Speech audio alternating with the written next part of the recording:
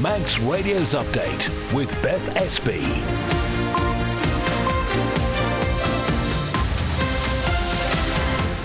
Mai, good evening. This is Update on Manx Radio. It's Thursday. It's really cold. Let's find out what's in your 30-minute news and information catch-up. On tonight's programme, we're going to keep an eye on what the weather's doing tonight and how it's affecting traffic and travel. As ever, if you're able to let us know what it's like where you are, that's really helpful for people thinking about heading home. You can get in touch by dropping us a text, 166 177, or email us, studio@manxradio.com. We're also more than happy to let people know about events as well. If something is or isn't going ahead, just let us know. Also tonight, what do you think about pedestrianising part of Ramsey town centre? And speaking of Ramsey, have you heard of Thomas the town cat?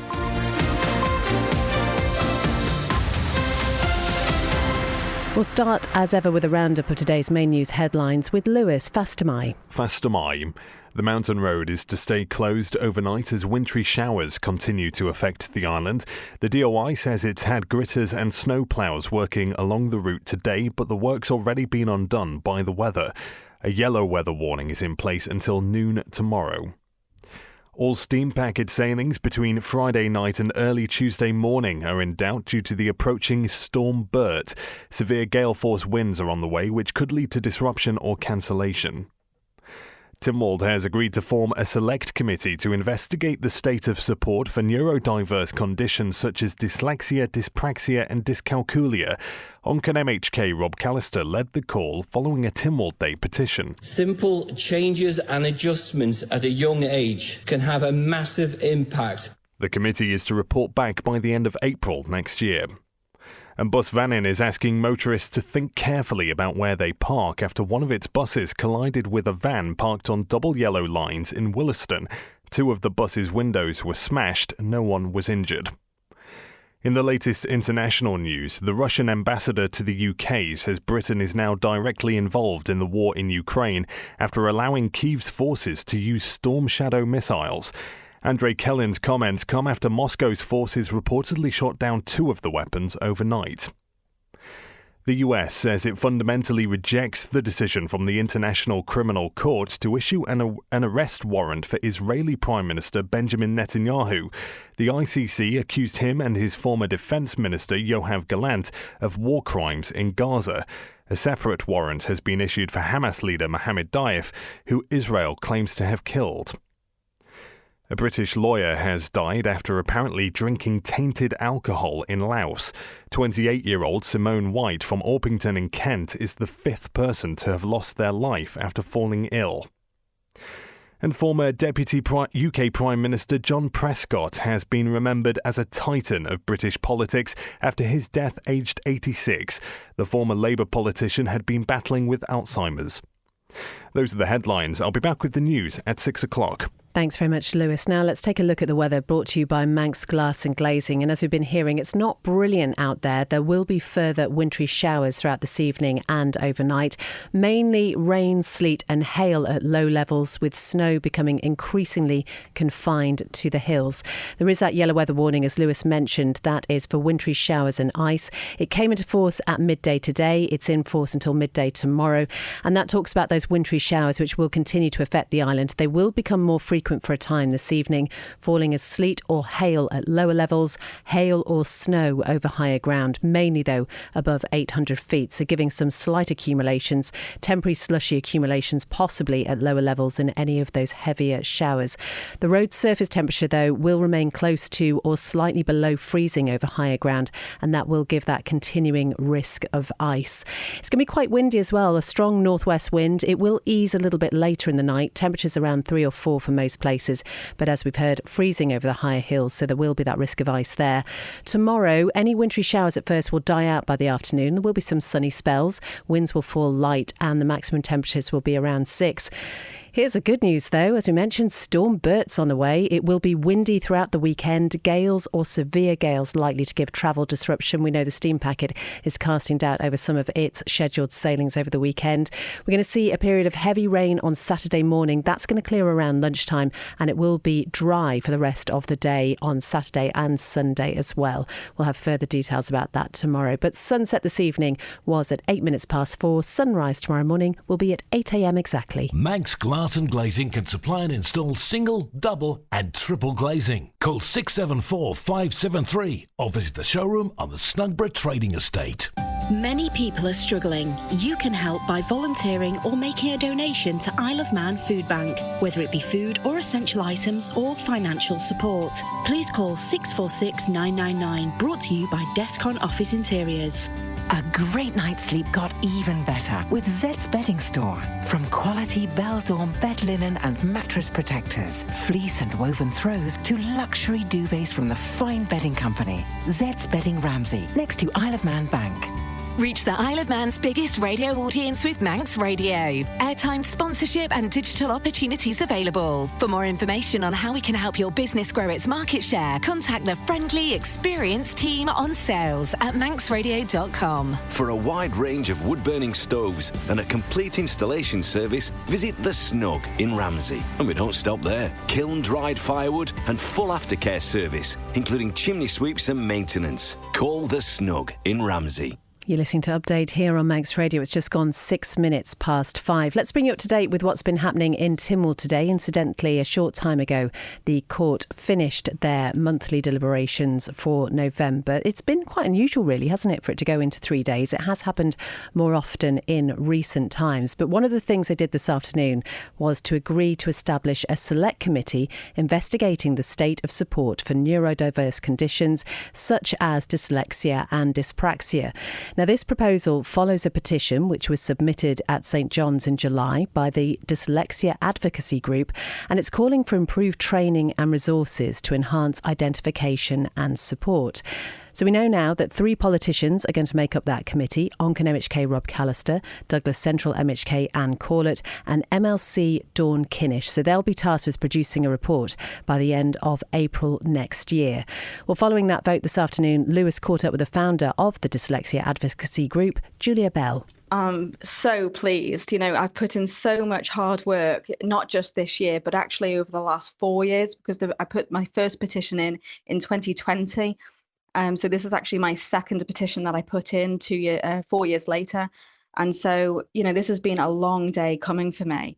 And it just, for me, it's all been worthwhile. That I persevered and I didn't give up, despite, obstacles along the way. And it's just all been worthwhile now. Remind us why you put this petition in the first place. Yes. So when my daughter was young, I suspected she had dyslexia. I suspected it from the age, to be honest, around the age of 4 or 5.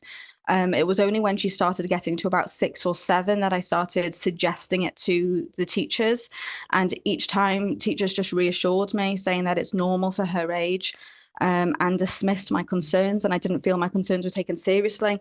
So when she was 8, I was convinced she had dyslexia, but I knew that the school wouldn't really take my concerns seriously, so I felt like I had to prove it to them.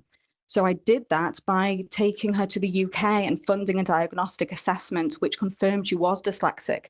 And then I was able to present the diagnostic report to the school, which was used as evidence that I was right. But then I struggled with what we would call thwarted hope, because I don't think that diagnostic report was read or acknowledged, and no interventions were put in place, or if they were, the interventions were inadequate, late. And it's just been an exhausting process from beginning to end. It continues to be an exhausting process. And she's only a couple of years away now from doing her GCSEs. And I fought for it. I've been fighting for my own child's education at the same time as trying to fight for other children's education and the future generation as well. Because, I see it. So there's no point about moaning about a problem. Moaning about a problem doesn't get anywhere. You have to actually understand what the problem is and try and find out what the barriers are and actually do something about it. Let's solve the problem. Let's not moan about it. So that's been my drive. That's Julia Bell from the Dyslexia Advocacy Group talking to Lewis a short time ago. Now that we know a select committee will be investigating the state of support for neurodiverse conditions. We're going to stay with Tynwald because something else that happened is the interim health minister, of course, the Chief Minister Alfred Cannon, told the court it was vital Manx Care gets on top of its finances. Now, Tynwald has given approval to Manx Care's annual report, and that really outlines the organisation's achievements and also the ongoing challenges, as Sean Cowper reports. The report acknowledges challenges such as financial pressures, workforce shortages, increasing demand and persistent waiting time issues. However, it remains over budget, with some frontline services being cut as a result. Alfred Cannon says overspending needs to be tackled. The consequences of not doing so will be worse for healthcare in the longer term and worse for our people, because we simply won't be able to afford to deliver the types of healthcare that we need. Former Minister Laurie Hooper questions what the government's aim really is. Because the idea that has been articulated is there are sufficient savings to be made without impacting services. Now, that idea has been discounted already by Manx Care and all the various professional bodies and consultancies that are involved in the cost improvement work. In fact, the only people that seem to believe that it's possible to save all the money that needs to be saved in the time it needs to be saved purely through administrative or management issues and reductions are the Council of Ministers. Oncon MHK Julie Edge warned the public's confidence in Manx Care is eroding. There's been a significant increase in management staffing. We need to continue to scrutinise and stop unnecessary roles. How many of these additional roles have directly contributed to patient care? The public perceives a top-heavy structure that fails to prioritise the delivery of essential services. Douglas Central MHK Chris Thomas described the financial issues facing Manx Care as shameful. We need to be getting Manx Care to help us own it, because that's what I remember being the big thing from Sir Jonathan Michael, that we needed to specify those services on all levels, and somebody needed to have done it over the last 4 or 5 years, and if it hasn't been, seems to be done, shame on all of us. That's Douglas Central MHK Chris Thomas ending that report about the Manx Care annual report, which was approved by Tynwald. OK, one more thing from Tynwald, again, something that affects all of us and that we all have an interest in, and this is the Isle of Man Post Office, which apparently cannot afford to run services that don't make a profit. It's a message that comes from the chair of the board, Stu Peters, who's been talking to us after Tynwald approved the Post Services annual report. Sub-postmasters are great and they know their community and they know their customers, which is fine. But a point that I tried to make to members is that the post office is a commercial operation. And whilst, we've got a wonderful position within the community, we're not a community service as such. To sound crass about it, if there's a penny to be turned on being a local service, then we'll do it. But, we can't afford to run social services from post offices unless there's a return for it, and frankly there isn't. With the withdrawal of my card and the eventual, not sure when yet, withdrawal of vehicle licensing, then the 2 of the 3 pillars of the post office's income, or the sub postmaster's income, have been removed, and we've just got to relook at how we do things. We're very minded, because we are socially aware, that we need to do something. But, the whole world is changing, and people who say they don't like technology like it when it suits them. And so we're trying to come up with things that it's all about convenience these days. People don't want to trudge necessarily to a sub-post office to send a parcel. So if we can offer a service whereby we'll collect it from your doorstep even, then people are quite keen on that kind of thing. But it's maintaining a balance. It's the same in all areas of life, isn't it? We're trying to maintain some sort of a balance, be proactive about what we're doing in the future, but also cognizant of our past. That's Chair of the Post Office Board, Stu Peters, there talking after Tynwald approved the Post Services annual report. Interesting what he was saying there about the Post Office not necessarily being a community service. And I wonder whether you feel that, whether you know your postie, and whether you feel that actually it's an important part of your community. 166 177 studio at manxradio.com.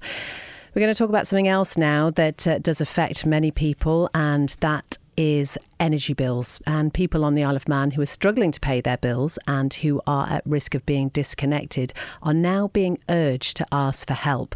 Government legislation to protect some residents deemed as vulnerable from having their gas supply cut off over the winter will continue into 2025. But Oncon MHK Rob Callister says he's deeply concerned that some of his constituencies are still facing challenges. I think the biggest concern obviously is the cost of general groceries, but the at the top of the list is without doubt heating. People are really concerned about putting on the heating, and we shouldn't be afraid to put on a heating. We need to keep warm, we need to keep well, and we need to keep safe this winter. But at the end of it, I understand that when you turn on the heating, you don't know what the bill is going to be, at the end of that period. And that, I think, especially some of the elderly people in our community, they really are concerned about what will that bill be at the end of this quarter. What will the bill be when it drops on my letterbox? So I need to be just careful with people to say, don't overuse the supply. Make sure it's affordable to you, even if it means just putting the heating on for an hour in the morning, an hour in the evening, and something in between. Please stay warm, please stay safe, but if you experience any difficulties, then do not be afraid to reach out to the supplier or your local MHK, who I'm sure will help you this winter. That is Onchan MHK Rob Callister with some advice for people who might feel that they're struggling to pay their energy bills. You can find out more about that story at manxradio.com. 16 minutes past 5 now. Manx Radio Travel, driven by Quayside Tyres and Service Centre. So the good news is nothing on the police pages about any specific issues on the roads this evening. If you spot anything when you're out and about, 166 177, or you can email studio@manxradio.com. The DOI put a really helpful update about the mountain road on their social media pages. They do say they had gritters and snowplows working on the mountain throughout today in an effort to get it to reopen. But the current weather front has undone that work that's already been undertaken. And so the work there has paused for the night and the road is going to stay closed. We know there have been some issues with people going up there. We know police are on the lookout for that. So the road is still closed. The situation is going to be reassessed in the morning in the light of prevailing weather conditions and also the consequent demands on the DOI's resources across the entire road network. They have been out and about all over the place. The mountain road is currently closed. We know it's going to be quite cold over higher ground this evening, so do take care. There might be some icy patches around. All looking okay down at the airport. The steam packet today looking good. The Manxman is due in at, it was due in at 5 actually.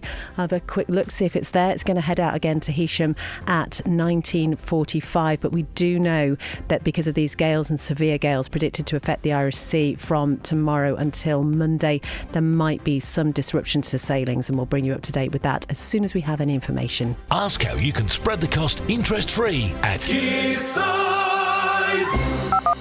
It is 17 and a half minutes past 5. An accident investigation report has concluded the second officer of an Isle of Man registered bulk carrier was fatally injured because he was struck on the head by a mooring line.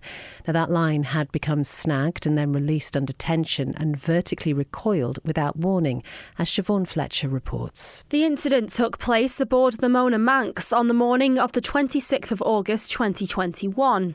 The vessel was an Isle of Man registered bulk carrier owned by Mona Marine Limited and operated by MX Bulk Management Limited. Built in 2017, it traded worldwide, carrying a variety of solid bulk cargoes. It now sails under the flag of Hong Kong and has been renamed the Amoy Dream. Edwin Vargas was fatally injured when he was struck by a recoiling mooring line while the vessel was berthing in Chile. The 36-year-old Filipino national had joined the vessel's crew for the first time on the 16th of December 2020. The investigation found that the mooring line had become entrapped between the vessel and the berth, probably in way of a fender, then suddenly released as the vessel manoeuvred astern under its own power. As a result, Mr. Vargas was standing in the danger zone of the tensioned mooring line when it released. Despite a rapid emergency response, the severe trauma sustained to Mr. Vargas's head and spinal cord meant he was declared dead at the scene. The investigation into the very serious marine casualty was undertaken by the Marine Accident Investigation Branch on behalf of the Isle of Man Ship Registry. It was conducted remotely as access to the vessel and port was not possible at the time due to COVID-19 travel restrictions. The remote investigation resulted in difficulties and delays in obtaining evidence from the accident location. As a result of the investigation, Mona Manx's management company has taken action to improve crew awareness of the guidance provided in the Code of Safe Working Practices for Merchant Seafarers and has reviewed the requirements for safety briefings before arrival at port. As always, you can find more on this story at manxradio.com. Siobhan Fletcher reporting, just coming up to 5:20. Late night shopping starts in Douglas this evening, so if you're out and about around the capital, it's likely to be a little bit busier. There is parking now on the prom though. And if you'd like some information about budgeting this Christmas, head over to manxradio.com, because we know some people on the Isle of Man are starting to really worry about Christmas and the financial pressures that it brings. And the Salvation Army is one of the charities urging people not to pay for the festive period using buy now, pay later accounts. And we've got an interview on there with the area coordinator, Debbie White, who has some really good advice for people. Now, a Ramsey commissioner is hoping to start a summer trial, do you remember summer, of pedestrianising part of the town centre. Lamara Crane is hoping to gain approval from the local authority to close off a short section of Parliament Street between Christian Street and Crellins Lane to vehicles. She believes it's vital for a consultation to take place, but believes the scheme would increase revenue for local businesses while also reducing pollution and protecting residents' health and well-being. The main thing to get across is that it isn't pedestrianising the whole of Ramsey. It's just a small part. It's just opening up part of Ramsey for the people of Ramsey, to make it safer, to make it brighter, and to not have metal, loud boxes going past at speed. So it's just a small part of Ramsey that I'm hoping to make pedestrianised and opened up to the people between 10 and 2 p.m. on a Saturday afternoon, late morning, so that shoppers can shop as much as they like, can move around the area, and then people can linger and enjoy themselves and chat and visit more shops and spend lots of time in Ramsey. It's only a small part of Parliament Street. It's not the whole thing, because Parliament Street takes up the vast majority of the town, and there's really important access points and places that do need deliveries and things like that. So it's only a small portion, and it's in between Christian Street, which is Lloyd's Bank, down towards Crellin Lane, just before Jack's Stores. So there will be access coming from East Street, where Penny Farthing is, and deliveries can be accepted there. And then that means that there's no trucks, wagons mounting the curb, which happens on a daily basis to allow deliveries. They will be actually able to be parked in the road where it is accessible and where there are loading bays. And then the small portion, basically from Lloyd's Bank to Barlogo, will be pedestrianised, and people can put out tables and chairs, can move around, can sit, talk and enjoy Ramsey. How would the trial work? How would you enforce it, essentially? So it's only going to be from May till September, taking in best of the weather in Ramsey. Key days, basically on a Saturday when it's really, really busy and we've got tons of people walking through Ramsey and they can just enjoy it. So the trial would only be on a Saturday between 10 a.m. and 2 p.m. And then that means that the access can be granted at the rest of the time, and access can still come into the street for deliveries. Ramsey Commissioner Lamara Crane talking to our LDR reporter Emma Draper there. And speaking of Ramsey, Thomas the Town Cat, who has a Facebook following of over 1,000 people, is going to be made a free feline of Ramsey. Ramsey Commissioners agreed at its meeting last night to give Thomas a status, and he will be presented with a chain. Bless him. No cost to the ratepayers, incidentally, and he will support charitable work organised by the businesses in Ramsey. And one of the board members, Sandra Cottam-Shea, says he's such an important part of the high street, and although the board can't directly support charities, she hopes this is going to kickstart the work. She adds the title for Thomas will be symbolic, but it will recognise residents in the town who look after him. So if you're out and about around Ramsey, then you may well see Thomas the cat with his little chain on, which I'd quite like to see that, actually. Rob Pritchard, our sports editor, is here. No chain. No chain. No chain for you. Not yet. You'll be given freedom I haven't known a title in Ramsey yet. I think that's where I'm going wrong. Probably. Lots of sports news happening though, Rob. Indeed. Starting with cycling, Isle of Man pro cyclist Sam Brand will remain with Team Novo Nordisk for the 25 season. The Manxman has been named in the squad's 20-rider roster for the upcoming campaign. Next year we'll see the USA-based side make 5 changes to its personnel, but Brand is one of several competitors kept in as one of the, quote, consistent performers in 2024. Well, having come through Team Novo Nordisk's development setup in previous years, the now 33-year-old Brand has been part of the pro team setup there since 2020. During the season, he claimed a podium in March with an intermediate sprint podium at Le Roux Torrengel in France. Brand also managed a top 20 finish, 19th to be precise, on the opening time trial phase of the Okolo Slovenska in June. Elsewhere, tributes have been made in Tynwald to the career of Sir Mark Cavendish following the legendary cyclist's racing retirement this month. Among those is Education, Sports and Culture Minister Daphne Kane, who paid homage to Cavendish whilst outlining her department's plan for 2024-25. Well, the Manx missile contested his last ever race in Singapore on the 10th of November in a year in which he claimed a record-breaking 35th Tour de France stage win and received a knighthood in the King's Birthday Honours List. At a special homecoming event in August, it was revealed there were plans to rename the NSC Raceway the Sir Mark Cavendish Raceway, and Mrs Kane provided a brief update on those plans to Tynwald members this week. The department remains in contact with Sir Mark's team, and we hope this will be something else to celebrate next year. Following his announcement earlier this month that he is to retire from professional cycling, I would like to take this opportunity to congratulate Sir Mark on his many outstanding achievements and wish him well for the future. And in motorsport, Austrian TT regular Julian Trummer has split with the Jackson Racing team. On social media this week, the rider says both he and the crew will go separate ways in the future with immediate effect. Trummer is wishing the team well with its future endeavours. Well, this year's Isle of Man TT, Trummer and Jackson Racing contested the Superbike, Superstock and Supersport categories along with fellow rider Paul Jordan. Trummer managed top 20 finishes in the senior and Superbike races on the team's machinery, along with a separate 14th place finish in the Super Twin TT Race 1 on an Obsession Engineering Aprilia. Thank you very much indeed, Rob. We just had a message inquiring about weather conditions. Somebody who works in Peel, lives in Ramsey, be finishing work at about 9 p.m. and driving to Ramsey from Peel at about 9:10. Do stay tuned to Manx Radio because Chris Kinley is here from 6 p.m. and he will be here live so can give any updates. We're not aware of any road issues particularly, certainly nothing on the police pages at the moment, but people are really good to text in if there are any issues that they need to let us know about. So 166 177, or you can email studio@manxradio.com. Hopefully it'll be okay on those lower grounds. We know it's going to be quite icy as it gets a little bit higher later on this evening.